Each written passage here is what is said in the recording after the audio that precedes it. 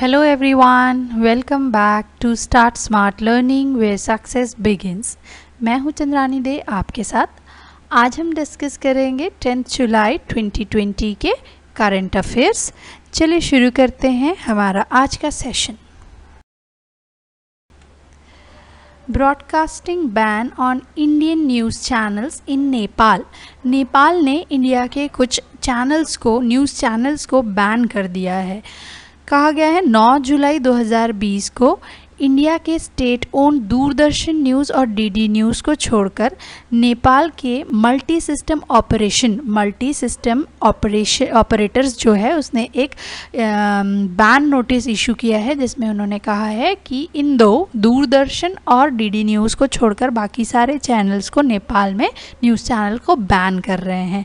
इसमें उन्होंने 9 जुलाई 2020 में वहाँ के स्पोक पर्सन है कम्युनिस्ट पार्टी से नारायण काजी श्रेष्ठा, जिन्होंने ये कहा है कि इंडियन न्यूज़ चैनल्स में कुछ ऐसे डिफॉर्मेटरी शोज़ ब्रॉडकास्ट किए हैं नेपाली प्राइम मिनिस्टर मिस्टर के प्रसाद शर्मा ओली के अगेंस्ट में, जिसलिए ये इंडिया के बाकी न्यूज़ चैनल को बैन कर रहे हैं। उन्होंने ये भी कहा है कि as per the media report of Nepal ये डिसीजन बैन ब्रॉडकास्टिंग किया जा रहा है इंडियन चैनल को। किसके द्वारा? मल्टी सिस्टम ऑपरेटर, जो कि नेपाल का है। मल्टी सिस्टम ऑपरेटर ने ये डिसीजन लिया है कि इंडियन न्यूज़ चैनल को नेपाल में ब्रॉडकास्टिंग बंद किया जा रहा है। जिसका क्या रीज़न है कि उन्होंने defamatory shows one of the news channel ने लॉन्च किया था। किसके अगेंस्ट में? नेपाली प्राइम मिनिस्टर प्रसाद शर्मा ओली, ठीक है, के प्रसाद शर्मा ओली के अगेंस्ट में, जिसमें उन्होंने कहा था कि उनका लिंक है चाइनीज़ एम्बेसडर के साथ, जो कि कम्युनिस्ट पार्टी के गवर्नमेंट के कोलैप्स होने का नेपाल में रीज़न है। इस वजह से इंडिया के सारे न्यूज़ चैनल्स को, दूरदर्शन और डीडी न्यूज़ को छोड़कर नेपाल में बाकी चैनल को बैन कर दिया गया है। IRDA forms 9-member panel on Indian pandemic risk pool.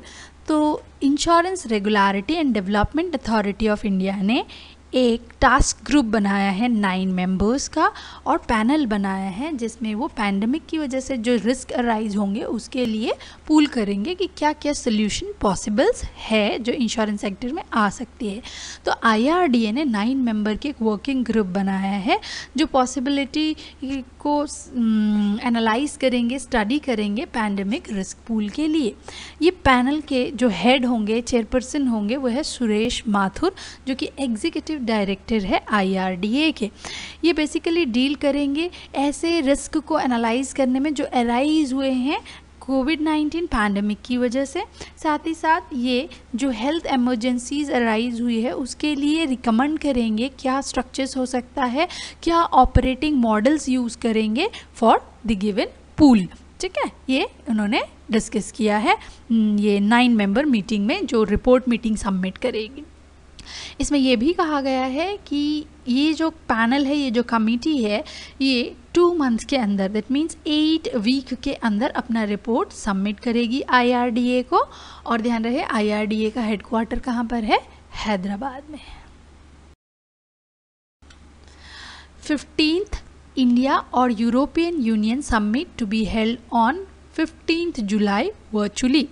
15 जुलाई को इलेक्ट्रॉनिक और वर्चुअल मोड से 15th नंबर का इंडिया एंड यूरोपियन यूनियन का समिट होने वाला है। तो कौन से नंबर के समिट होने वाला है? 15th नंबर का समिट होने वाला है इंडिया और यूरोपियन यूनियन का, जो कि 15 जुलाई को वर्चुअली होगा। इंडिया की तरफ से को-चेयर्ड किए जाएंगे प्राइम मिनिस्टर नरेंद्र मोदी। वहीं प्रेसिडेंट ऑफ यूरोपियन काउंसिल से होंगे Charles Michel and president of European Commission से होंगे Ursula von der Leyen. India और यूरोपियन यूनियन के इस समिट में बेसिकली क्या कवर किए जाएंगे? पॉलिटिकल एस्पेक्ट्स कवर किए जाएंगे, सिक्योरिटी रिलेशंस कवर किए जाएंगे, trade, investment and economic cooperation पर डिस्कशन होगा। साथ ही साथ ये कोविड-19 से भी कैसे डेवलप्ड और डिस्कस करेंगे प्रॉब्लम्स को, वो भी यहाँ पर डिस्कस किया जाएगा। इससे पहले जो 14 समिट हुआ था इंडिया और यूरोपियन यूनियन का, वो 2017 में न्यू दिल्ली में हुआ था। तो 14th वाला न्यू दिल्ली में हुआ था 2017 में, एंड 15th वाला 2020 में जुलाई में वर्चुअली हो रहा है। बस आपको इतना इसमें ध्यान रखना है। World Bank sign 400 million loan agreement for Namami Gange. तो अगर मैं नमामि गंगे की बात करूं तो ये गंगा जी रिजुविलेंस के लिए और क्लीन गंगा के लिए एक प्रोजेक्ट है, अम्ब्रेला प्रोजेक्ट है बेसिकली, जो कि नमामि गंगे के नाम से इंडिया में चल रहा है।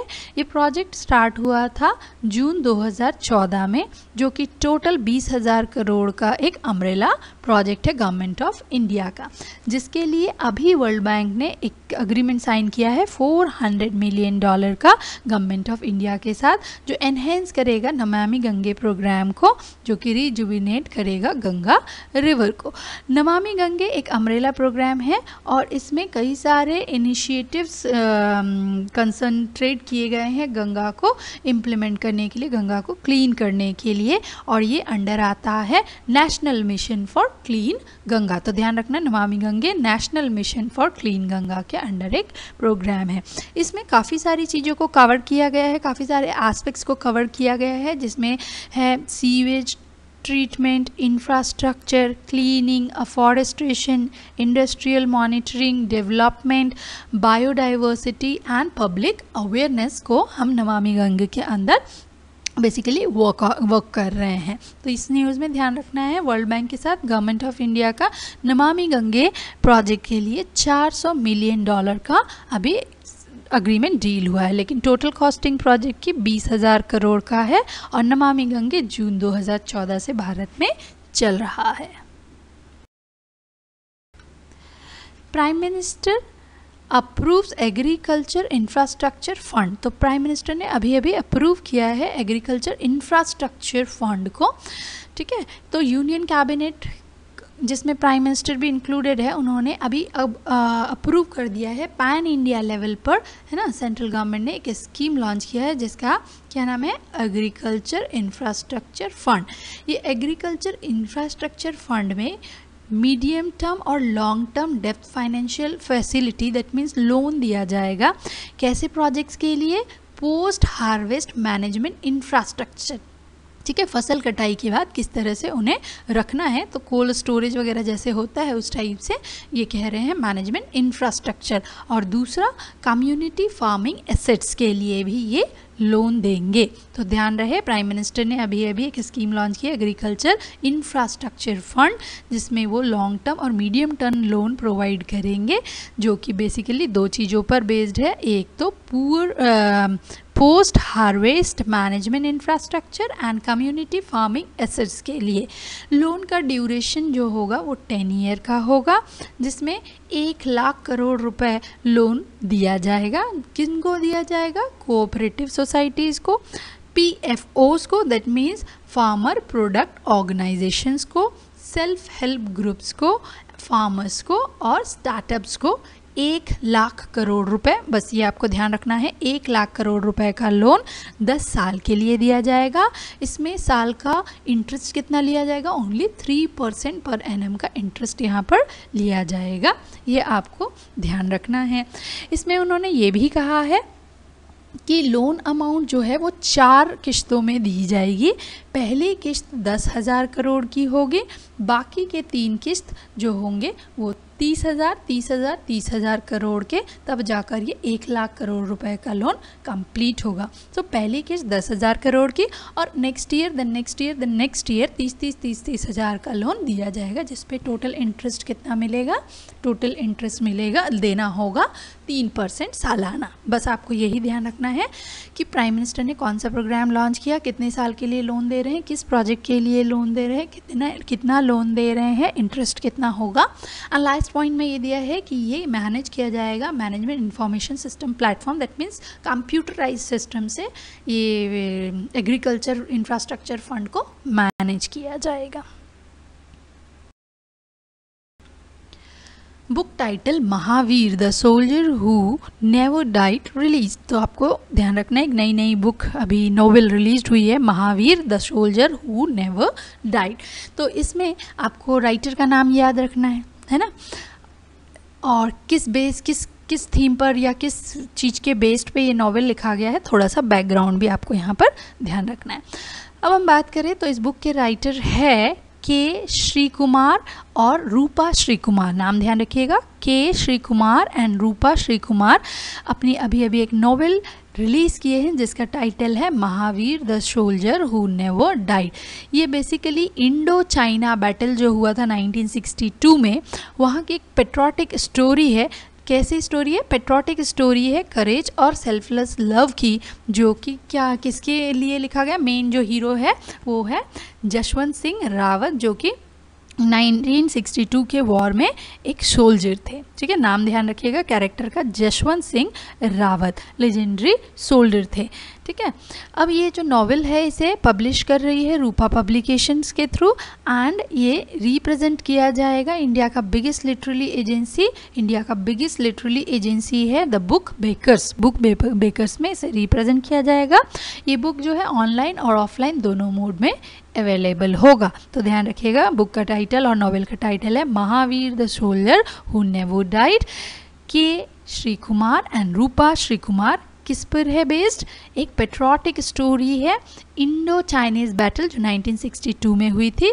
वहाँ पर जशवंत सिंह रावत एक सोल्जर थे, उनका जो करेज है, उनका जो सेल्फलेस लव है, उस चीज़ को इस बुक में रिप्रेजेंट किया गया है। Veteran comedian actor Jagdeep passes away in Mumbai. कई लोग जानते भी होंगे इन्हें, नावेद जाफरी को अगर आप जानते हैं तो ये उनके फादर है। ठीक है, तो वेटरन एक्टर और comedian Jagdeep 81 year old passes away in Mumbai. उनका रियल नाम जगदीप नहीं है, उनका रियल नाम है सैयद इश्तक अहमद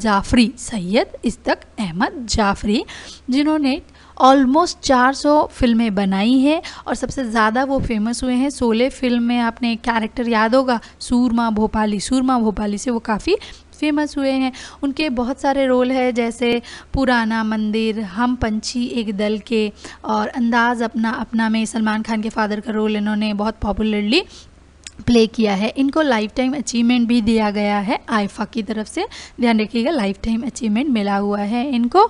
और ये फादर है जावेद और नावेद जाफरी के। Asia's largest data centre inaugurated इन मुंबई। तो मुंबई में एशिया का लार्जेस्ट, इसीलिए ये इम्पॉर्टेंट है क्योंकि ये वर्ल्ड का सेकंड है, बट एशिया का लार्जेस्ट डेटा सेंटर है जो मुंबई में बनाया जा रहा है। तो ये जो डेटा सेंटर है इसका इनॉग्रेशन किया है यूनियन मिनिस्टर रविशंकर प्रसाद और महाराष्ट्र के चीफ मिनिस्टर उद्धव ठाकरे ने, जो कि एशिया का एंड वर्ल्ड का सेकेंड लार्जेस्ट डेटा सेंटर है। और ये कहाँ पर इनॉग्रेट किया है? पनवाल डेटा सेंटर पार्क है ये, पनवाल डेटा सेंटर पार्क, जो कि मुंबई में है। अब आपको ये ध्यान रखना है कि इस डेटा सेंटर का नाम क्या है। इस डेटा सेंटर का नाम है Yotta NM1 data centre, Yotta NM1 data centre, जो बेसिकली कैटर करेगा उन नीड्स को जो कि रिक्वायर्ड है इंजीनियरिंग और रियल एस्टेट के लिए। तो ध्यान रखें, इंजीनियरिंग और रियल एस्टेट की नीड को कैटर करने के लिए ये डेटा सेंटर बनाया गया है। ठीक है, इसमें प्राइवेट फैसिलिटीज़ दे रही है हिरंदानी ग्रुप की, जो कि फुल्ली ओन सब्सिडरी है किसकी? योटा इंफ्रास्ट्रक्चर की। हिरंदानी ग्रुप एक प्राइवेट फैसिलिटी देगी, लैंड बेसिकली इन्हीं का यहाँ पर यूज़ किया गया है हिरंदानी ग्रुप का पार्क को कंप्लीट करने के लिए, बनाने के लिए, जो कि एक सब्सिडरी है योटा इंफ्रास्ट्रक्चर की। यहाँ पर जो पूरा टोटल लैंड पार्क के लिए यूज़ किया गया है वो 8.2 लाख स्क्वायर फीट है, 8.2 लाख स्क्वायर फीट है। योटा ग्रुप का कहना भी है कि अगर ये पार्क अपनी फुल कैपेसिटी से बनाया जाए तो टोटल 30,000 रैक्स के साथ 210 मेगावाट पावर का यूटिलाइजेशन करेगी। तो कितने rack? 30,000 racks and 210 megawatt power के साथ ये फुल फंक्शनलाइज होगी। लेकिन जब अभी इसे लॉन्च किया गया है तो इसकी कैपेसिटी कितनी है? 7,200 रैक्स की है, जबकि टोटल कैपेसिटी 3,000 रैक्स की है। एंड यहाँ पर पावर कितना है? 50 मेगावाट पावर का कंजम्पशन है। तो इस न्यूज़ में आपको अभी ध्यान देना है कि योटा NM1 नाम का डेटा सेंटर मुंबई के पनवाल डेटा सेंटर पार्क मुंबई में अभी इनोग्रेट किया गया है, जो कि वर्ल्ड का सेकेंड और एशिया का लार्जेस्ट है। जो किस लिए बनाया गया है? इंजीनियरिंग और रियल एस्टेट के नीड्स को कैटर करने के लिए। किसने बनाया है? योटा इंफ्रास्ट्रक्चर ऑफ हिमनदानी ग्रुप्स के थ्रू, जिसमें 7,200 रैक्स और 50 मेगावाट पावर 48 घंटे तक की बैकअप के साथ बनाया गया है। ये डेजिग्नेटेड है टायर 4 डिज़ाइन डॉक्यूमेंट सर्टिफिकेशन इसको मिला है अपटाइम इंस्टीट्यूट USA से। तो ध्यान रहेंगे, डॉक्यूमेंट सर्टिफिकेशन किसने दिया है? अपटाइम इंस्टीट्यूट USA ने। ISRO to launch Brazil's Amazonia 1 satellite in August 2020। अगस्त 2020 में ब्राज़ील का सैटेलाइट अमेजोनिया 1 को इसरो लॉन्च करेगा। तो एक एग्रीमेंट हुआ था 2004 में, 25 जनवरी 2004 में। जिस एग्रीमेंट में इंडिया और ब्राज़ील ने एग्रीमेंट साइन किया था, जिसमें दोनों ने कहा था कि माइक्रो सैटेलाइट्स को वो एक दूसरे के लिए लॉन्च करेंगे, जो कि बेसिकली यूज़ होगा एटमॉस्फेरिक स्टडी के लिए, जिसके एग्रीमेंट के तहत ही अगस्त 2020 में इसरो ब्राज़ील का बनाया हुआ सैटेलाइट अमेजोनिया 1 को लॉन्च करेगा। तो अभी जो कि ब्राज़ील ने फर्स्ट अर्थ ऑब्जर्वेशन सैटेलाइट सिर्फ ब्राज़ील ने डेवलप्ड किया है, जिसे Indian space and research organisation Amazonia नाम से जिसे हम जान रहे हैं, उसे लॉन्च करेगा अगस्त 2020 में। बट डेट अभी तक डिक्लेयर नहीं हुआ है कि इसरो इसे कब लॉन्च करेगा। अब अमेजोनिया 1 की अगर बात करें तो ये बेसिकली ब्राज़ील के द्वारा बनाया गया सैटेलाइट है, जिसे लॉन्च किया जाना था 2018 में। लॉन्च व्हीकल ये यूज़ करने वाले थे ब्राज़ील का ही, जिसका नाम था VLS-1। बट कुछ टेक्निकल इश्यूज़ की वजह से अमेजोनिया 1 को VLS-1 लॉन्चिंग व्हीकल के थ्रू लॉन्च करना पॉसिबल नहीं था। इसीलिए इस एग्रीमेंट का यूज़ करके ब्राज़ील अब ये हेल्प ले रहा है इसरो की अपने इस सैटेलाइट को लॉन्च करने के लिए। इसरो इस सैटेलाइट को लॉन्च करेगा PSLV से। PSLV लॉन्चिंग व्हीकल है, जिसका यूज़ करके सतीश धवन स्पेस सेंटर आंध्र प्रदेश श्रीहरिकोटा से अगस्त 2020 में अमेजोनिया 1, जो कि ब्राज़ील का बनाया हुआ सैटेलाइट है, लॉन्च किया जाएगा। अगर हम ऑपरेशंस की बात करें अमेजोनिया 1 की, तो ये एक जॉइंट वेंचर था चाइना ब्राज़ील अर्थ रिसोर्स सैटेलाइट प्रोग्राम का। तो ये चाइना और ब्राज़ील का एक जॉइंट वेंचर था अर्थ रिसोर्स सैटेलाइट प्रोग्राम का, जिसमें इन्होंने टोटल 6 सैटेलाइट्स बनाकर लॉन्च किए थे 19 अक्टूबर 1999 में। एंड इनका जो लास्ट सैटेलाइट था चाइना ब्राज़ील अर्थ रिसोर्स सैटेलाइट 4A, ये उन्होंने लास्ट लॉन्च किया था 20 दिसंबर 2019 को। उसके बाद अब जो बना है अमेजोनिया 1, ये चाइना का इन्वॉल्वमेंट इसमें नहीं है, सिर्फ ब्राज़ील द्वारा बनाया गया है, जिसे इसरो लॉन्च करेगा।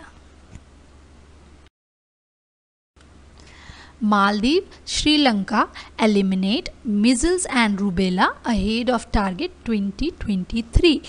तो मालदीव्स और श्रीलंका, याद रखना आपको दो कंट्री का नाम, मालदीव और Sri Lanka south east Asian region के ऐसे दो कंट्री है जिनको टारगेट था 2023 तक मीजल्स और रूबेला डिजीज़ को एलिमिनेट करने का, ख़त्म करने का। बट ये टारगेट से 3 साल पहले ही काम कंप्लीट कर चुके हैं। तो मालदीव और श्रीलंका, दो नाम बहुत इंपॉर्टेंट है, आपको ध्यान रखना है। तो मालदीव और श्रीलंका फर्स्ट 2 कंट्रीज़ है साउथ ईस्ट एशियन रीजन के जिन्होंने एलिमिनेट कर दिया है मीजल्स और रूबेला को, जिनका टारगेट था 2023 में कंप्लीट करने का। ये अनाउंसमेंट आया है वर्ल्ड हेल्थ ऑर्गेनाइजेशन के South East Asia regional director doctor Poonam Khetrapal Singh की तरफ से। 5th मीटिंग में उन्होंने ये क्लियर कर दिया है कि मीजल और रूबेला एलिमिनेट हो गए हैं, जो कि एक वर्चुअल मीटिंग थी। तो ध्यान रखना है इस न्यूज़ में सिर्फ आपको कि कौन सी 2 कंट्री ने मीजल्स एंड रूबेला को अभी मीजल्स और रूबेला फ्री हो गए हैं, एलिमिनेट कर चुके हैं।